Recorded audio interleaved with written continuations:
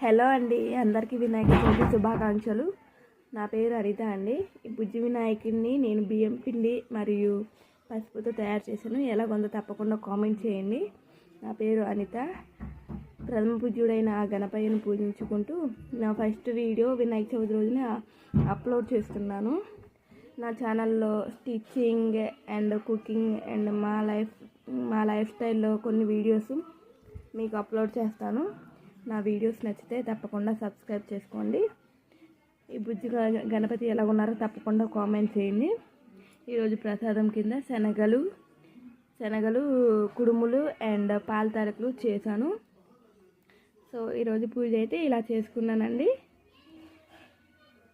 Okay, thank you అండి. నా videos నచ్చితే తప్పకుండా సబ్స్క్రైబ్ చేసుకోండి.